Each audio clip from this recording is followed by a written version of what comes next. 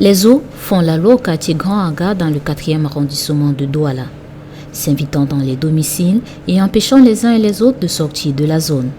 Les plus courageux, automobiles et piétons, sont contraints à la nage. Un exercice qui se fait avec des techniques particulières et des accessoires appropriés.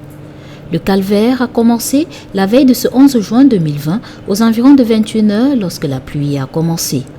À la recherche des causes, un doigt accusateur est pointé sur ceux qui ont obstrué les drains. Seulement tout le Grand Aga, surtout le bloc 7. Au bloc 7, il n'y a même pas moyen de passer. Et il y a un passage d'eau que ça tombe à faire un ponceau où il y a l'eau à tout moment. Même quand il ne pleut pas. Aujourd'hui, c'est parce qu'il a plu. S'il pleuvait et qu'il y avait la marée haute, c'est que les gens quittaient seulement le quartier. Ou c'est la pyro qui venait enlever les gens. C'est dû peut-être à la fermeture des drains. Parce que pour le moment, il y a certains même qui ont construit sur les drains. Beaucoup maintenant actuellement ont construit sur le drain. La cause de cette dénonciation, parce que les gens ne veulent pas nettoyer la rigole. Avant que le gouvernement vienne aussi, il faut que la population eux-mêmes aussi, les gens qui habitent à côté de la rigole, il faut qu'ils nettoient la rigole. À partir du moment que le drain est dégagé, je ne crois pas que la qualité que j'ai vue aujourd'hui, ça peut encore avoir lieu.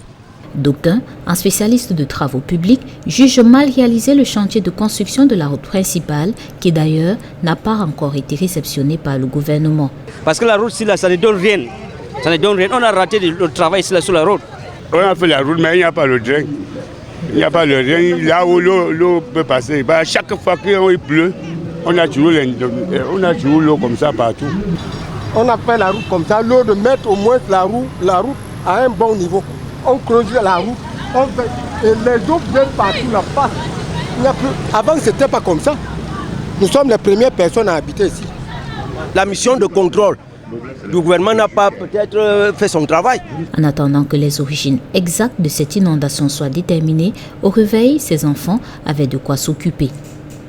Et les propriétaires de ce logement, malgré les eaux, espèrent avoir très bientôt preneur.